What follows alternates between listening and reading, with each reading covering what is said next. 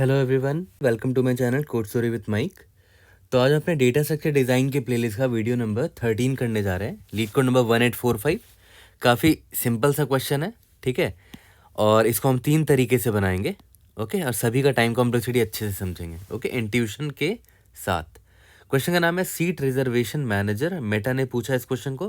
देखो, ऐसे question generally ना फ्रेशर्स या फिर जो कॉलेज से अभी जस्ट निकले उनके लिए बहुत इंपॉर्टेंट होता है, इसलिए ध्यान देना, ऐसे क्वेश्चंस काफ़ी पूछे जाते हैं, ठीक है।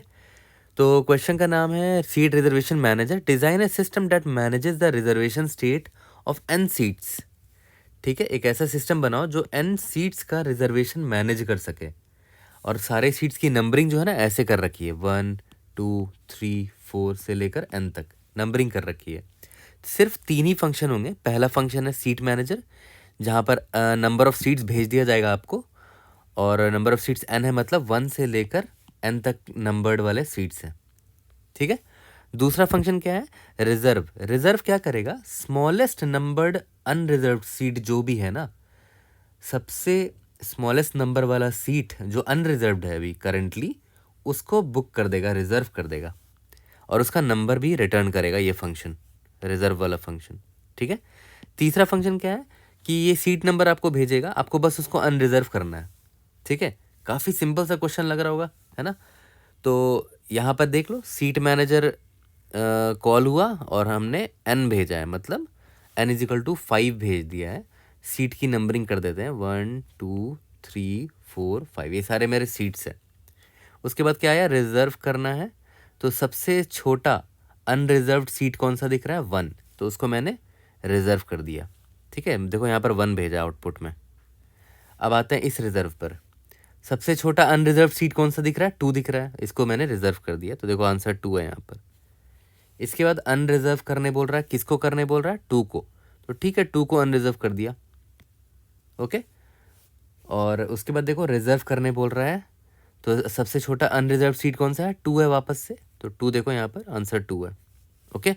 उसके बाद फिर से रिजर्व करने बोल रहा है, तो इस बार 3 रिजर्व होगा, ये रहा। फिर से रिजर्व करने बोल रहा है तो 4 रिजर्व होगा।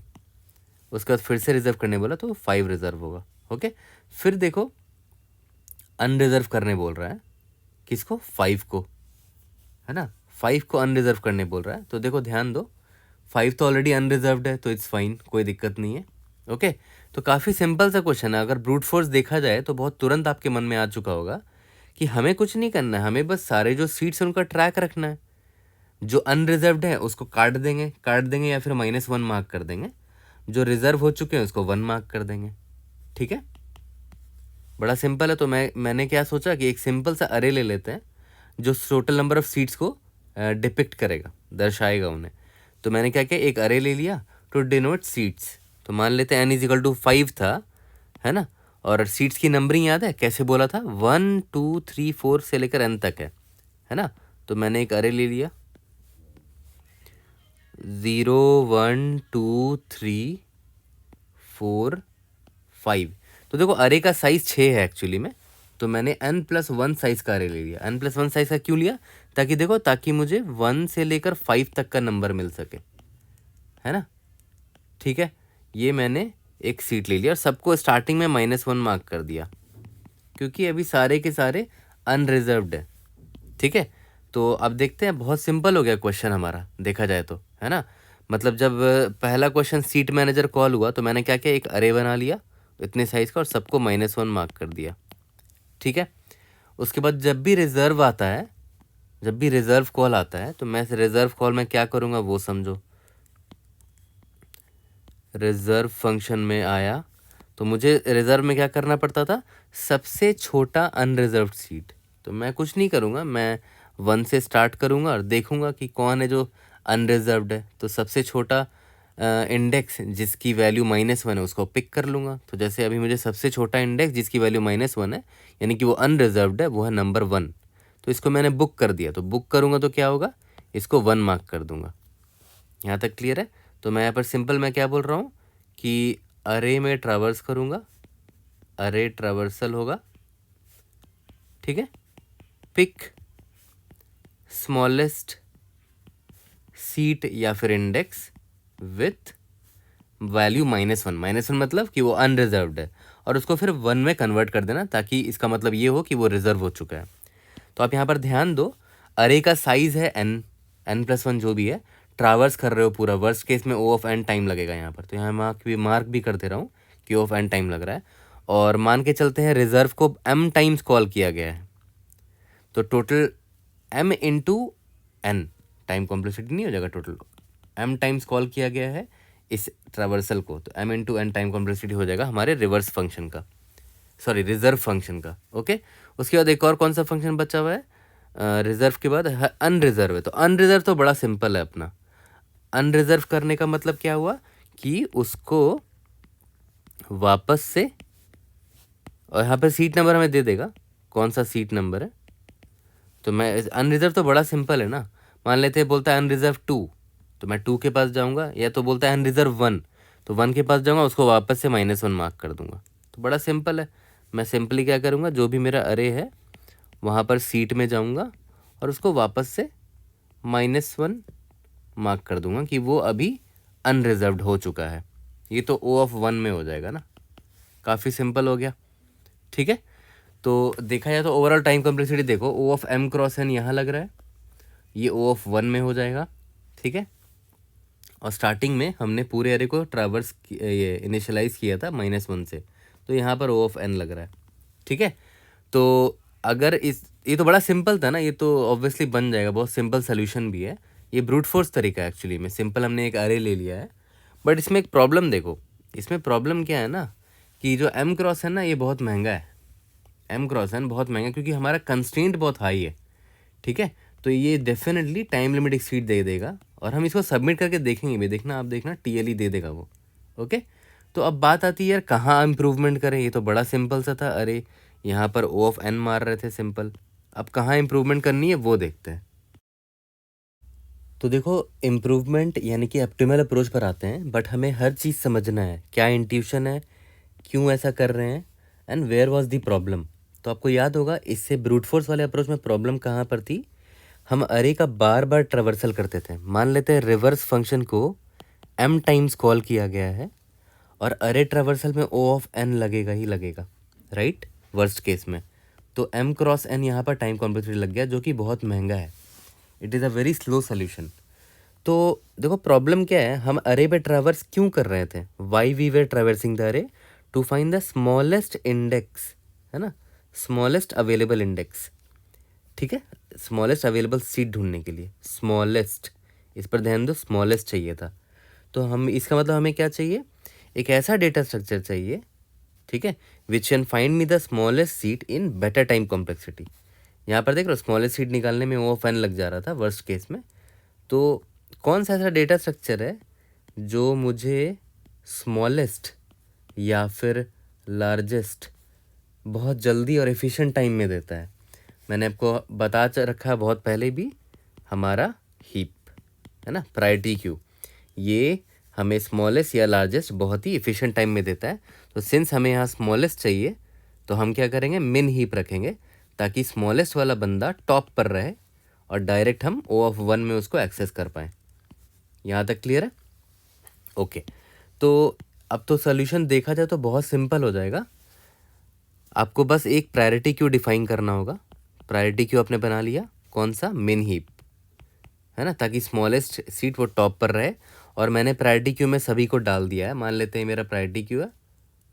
और याद करो स्टार्टिंग में हमारा n का वैल्यू क्या था, पहला एग्जाम्पल का 5 था। तो मैंने क्या किया, सारे सीट्स को इसमें डाल दिया, तो सबसे छोटा वाला टॉप पर रहेगा, 1 2 3 4 5, पाँचों सीट्स डाल दिए। ठीक है, तो उसके बाद दूसरा फंक्शन क्या था, रिजर्व था ना। ठीक है, तो रिजर्व में होता क्या था, रिजर्व में क्या होता था, स्मॉलेस्ट अवेलेबल सीट रिटर्न करना पड़ता था। तो हम कुछ नहीं करेंगे, हम डायरेक्टली अपने प्रायोरिटी क्यू का टॉप रिटर्न कर देंगे। ठीक है, मतलब seat is equal to priority queue dot top किया, तो मुझे 1 मिल गया, है ना, 1 मिल गया, ये मिल गया। बट हाँ, सिंस ये अब रिजर्व हो चुका है, तो मुझे इसको अब पॉप करना पड़ेगा, तो प्रायोरिटी क्यू डॉट पॉप भी कर देंगे। ठीक है, और रिटर्न कर देंगे सीट 1 को रिटर्न कर दिया। ओके, तो पॉप करेंगे तो ऑब्वियस बात है 1 यहाँ से हट जाएगा। ठीक है, 1 हट गया। ओके, अब ध्यान देना, पॉप का जो टाइम कॉम्प्लेक्सिटी होता है, देखो ये तो O ऑफ 1 है, P Q dot top, but आपको याद होगा हमने कई बार डिस्कस भी किया है कि प्रायोरिटी क्यू में टॉप जो पॉप का ऑपरेशन होता है वो लॉग ऑफ एन होता है, ठीक है, O ऑफ लॉग एन हो जाएगा इसका टाइम कॉम्प्लेक्सिटी, ठीक है।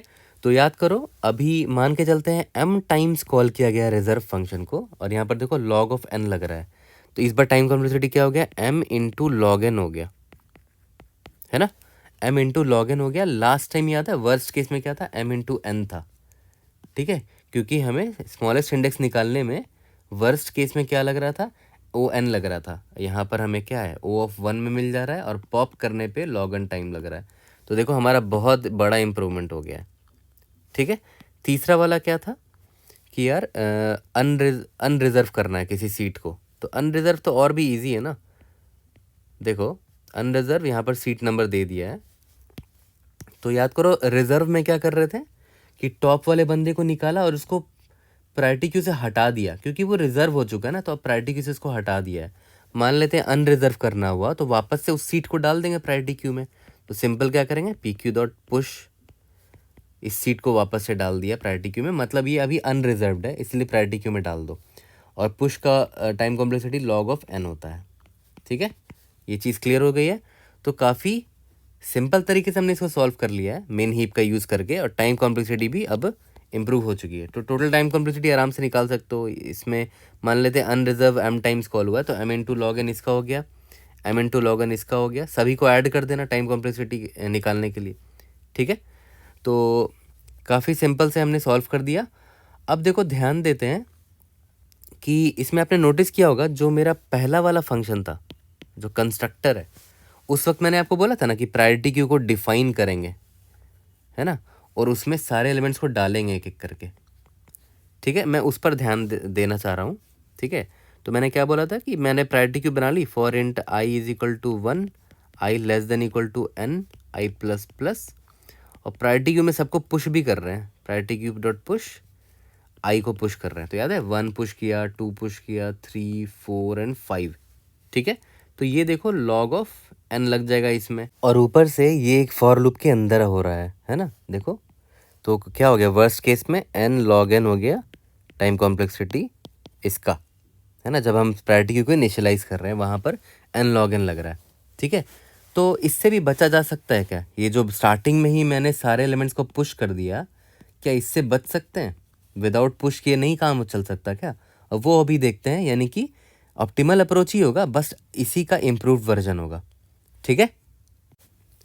तो अब देखो इम्प्रूवमेंट पर बात करते हैं, याद करो without pre filling the priority queue, याद है यहाँ पर हम क्या कर रहे थे, प्रायोरिटी क्यू को पहले ही फिल कर देते थे एक बार में पूरा का पूरा, बट मैं चाहता हूँ बिना इसके कर सकते हैं क्या, वो आई वॉन्ट टू सी, ठीक है। तो देखा है तो बहुत सिंपल है वो भी, देखो ध्यान देना, हमारे पास कौन कौन से सीट्स हैं, 1 2 3 4 5 स्टार्टिंग में, अगर n का वैल्यू 5 है तो स्टार्टिंग में हमारे पास यही सारे सीट्स अवेलेबल हैं, तो क्यों ना मैं एक वेरिएबल रख लूँ जो कि सबसे छोटा अनअवेलेबल सीट का वैल्यू रखेगा, तो मैं उस वेरिएबल को यहाँ रख लेता हूँ, उसका नाम दे देता हूँ सीट मार्कर, और पता है इसका काम क्या होगा, सबसे छोटा सीट जो अनअवेलेबल है उसकी वैल्यू ये अपने पास स्टोर करके रखेगा, तो सबसे स्टार्टिंग में तो सारे सीट्स फ्री हैं, अवेलेबल हैं, ठीक है, तो सबसे छोटा सीट जो अवेलेबल है वो सीट मार्कर रखेगा, तो वो है अभी स्टार्टिंग में 1, तो स्टार्टिंग में ही मैं इसको इनिशियलाइज कर दूंगा कि भाई सीट मार्कर जो है ना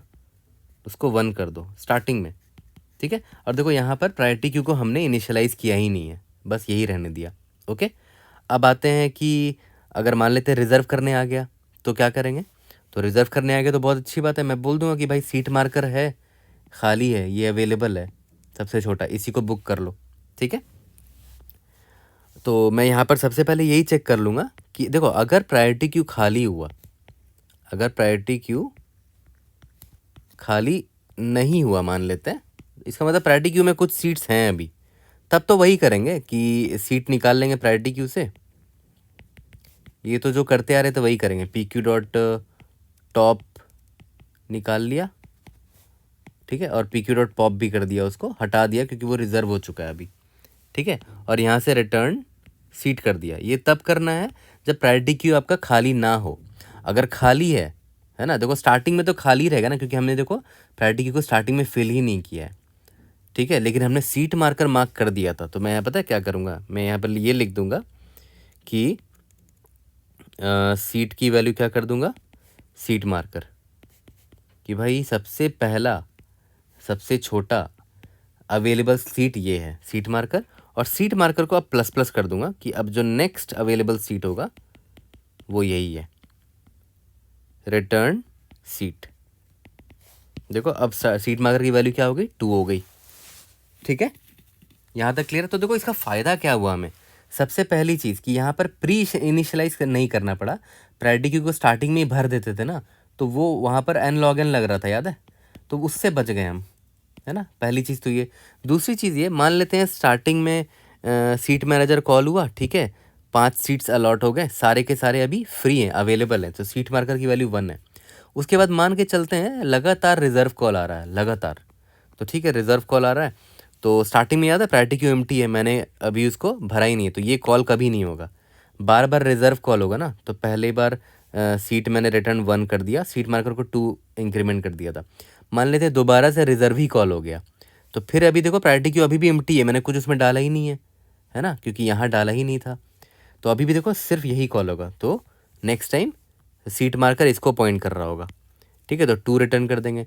फिर रिजर्व कॉल हो गया, तो नेक्स्ट टाइम 3 इसको मार्क कर रहा होगा, सीट मार्कर इसको रिटर्न कर देंगे, एंड सो ऑन। इसकी ज़रूरत ही नहीं पड़ेगी, है ना, प्रायोरिटी क्यू खाली रह जाएगा, ओके, इसी से काम बन जाएगा। लेकिन अगर अनरिजर्व की बात आ गई ना, अब अनरिजर्व की बात आ गई, जैसे ऐसे मान के चलते हैं रिजर्व कॉल हुआ, 1 कर दिया, सीट मार्कर 2 को पॉइंट कर रहा है, रिजर्व कॉल हुआ, 2 को भी बुक कर दिया, सीट मार्कर अब 2 भी बुक हो गया, तो सीट मार्कर अब 3 को पॉइंट कर रहा है, ओके। अब देखो ध्यान देते हैं, मान के चलते हैं कि अब अनरिजर्व कॉल हो जाता है, ठीक है, अनरिजर्व। तो अनरिजर्व में तो बड़ा सिंपल, मैंने आपको बताया था ना कि अनरिजर्व में हमें क्या करना है, कि जो भी सीट नंबर को अनरिजर्व करना है, PQ डॉट पुश कर दो उसको, कि भाई वो अभी अवेलेबल है, seat number PQ dot push. देखो इससे फ़ायदा क्या होगा, मान लेते हैं अनरिजर्व किसको करने बोला, सीट नंबर 2 को बोला, मान लेते हैं, ठीक है।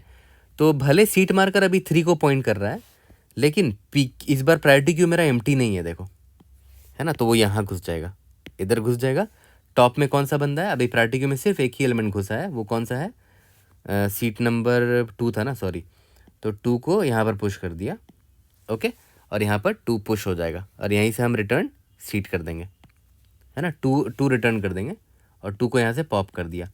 अब देखो याद करो, ये सीट मार्कर तो अभी भी 3 को ही पॉइंट कर रहा था, है ना, लेकिन हमने यहाँ पर 2 को जब पुश कर दिया था अनरिजर्व करते वक्त, तो 2 अवेलेबल था।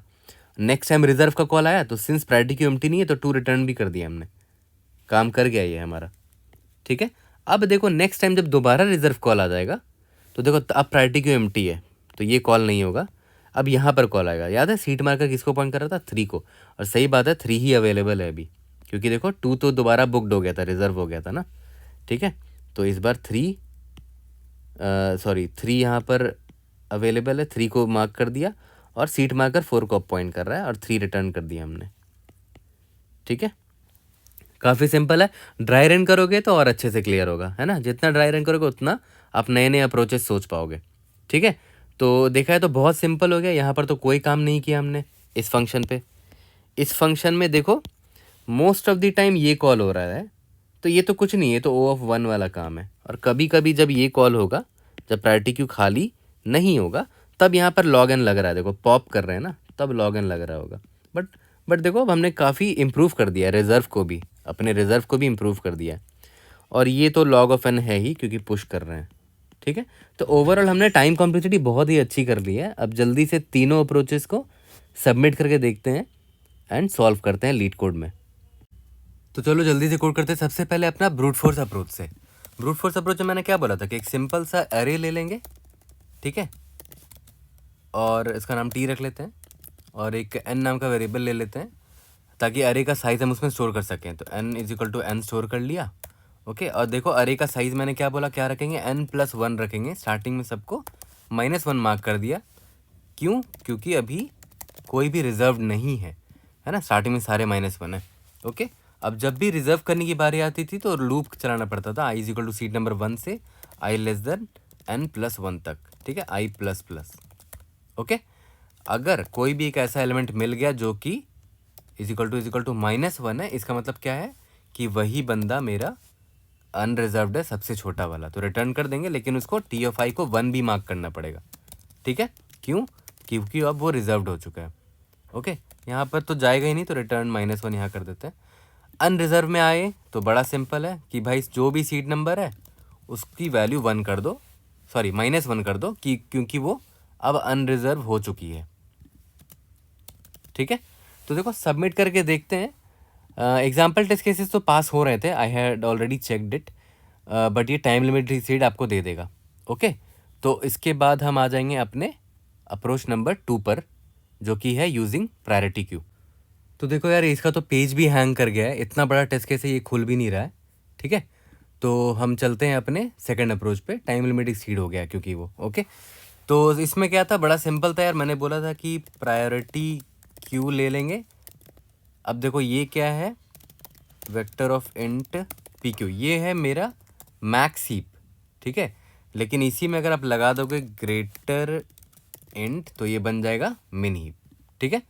तो मैंने क्या बोला था, स्टार्टिंग में प्रायोरिटी क्यू को इनिशियलाइज कर देते हैं, i=1, i less than n+1, यानी कि less than equal to n, i++, ठीक है। पी क्यू डॉट पुश कर दिया हमने, सारे सीड्स को पुश कर दिया, ठीक है, 1 to n।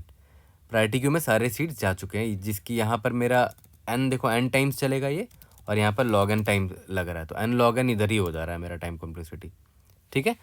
Int seat is equal to P Q dot top, ठीक है। और ये क्वेश्चन में दे रखा है कि रिजर्व तभी कॉल करेगा जब प्रायोरिटी क्यू, मतलब हमेशा सीट्स अवेलेबल होंगे, कभी भी रिजर्व है ना, ऐसे इनवैलिड कॉल नहीं होगा, वो कंफर्म कर दिया है, ठीक है। पी क्यू डॉट पॉप कर दिया मैंने, और यहाँ पर रिटर्न सीट कर दिया है, ठीक है। और अनरिजर्व में पी क्यू डॉट पुश कर दो इसी सीट नंबर को वापस से, क्योंकि वो अभी अवेलेबल हो चुका है ना, वो अब अनरिजर्व्ड हो चुका है। सिंपली सबमिट करके देखते हैं, let's see if able to pass all the test cases. जिस तरह एक्सप्लेन किया बिल्कुल वैसे ही किया, देखो एक्सेप्ट हो गया है। अब इसको और भी बेटर करते हैं। यहाँ पर जो इतना बड़ा झंझट लग रहा था ना, मैं ये नहीं करना चाहता। मैंने क्या बोला था, एक वेरिएबल से काम चला लेंगे, सीट मार्कर 1 कर दिया, ठीक है, इंट सीट मार्कर। ओके, अब यहाँ पर ध्यान देना कि रिजर्व, अभी देखो यहाँ पर मैंने प्रायोरिटी क्यू को भरा ही नहीं है, राइट। लाइन नंबर 6 में देखो, तो ऑब्वियस ही बात है, यहाँ प्रायोरिटी क्यू हमने भरा ही नहीं है, और उसके बाद रिजर्व कॉल हो गया, तो प्रायोरिटी क्यू खाली मिलेगी मुझे उस वक्त, ठीक है। तो यहाँ पर मैं चेक लगा दूंगा, अगर प्रायोरिटी क्यू खाली नहीं हो तभी प्रायोरिटी क्यू से निकालो। Int seat is equal to P Q dot top, P Q dot pop, तब रिटर्न सीट कर दिया प्रायोरिटी क्यू से। लेकिन अगर वो खाली हुआ, जैसे इस केस में देखो प्रायोरिटी क्यू मैंने भरा ही नहीं और डायरेक्ट रिजर्व कॉल हो गया, तो उस वक्त मैं सीट मार्कर के हेल्प से अपना सीट निकालूंगा। Int seat is equal to जो भी मेरा सीट मार्कर का वैल्यू होगा, क्योंकि सीट मार्कर क्या करता था, स्मॉलेस्ट अनरिजर्व्ड सीट को रखता था, है ना, उसको मार्क करके रखता था, ठीक है। उसको मैंने अभी रिजर्व कर लिया सीट में डाल के, और सीट मार्कर को ++ मार्क कर दिया कि भाई अब वैल्यू उसकी बढ़ चुकी है, और यहाँ पर रिटर्न सीट कर दिया, ठीक है, एज सिंपल एज दैट। और ये पी क्यू डॉट पुश ही होगा सीट नंबर, अनरिजर्व का तो सेम फंक्शन होगा, ठीक है। Let's see if able to pass all the test cases, submit करके देखते हैं। Indeed yes, we have pass all the test cases. कोई भी डाउट होता है raise it in the comment section, I try to help you out. See you guys in the next video, thank you.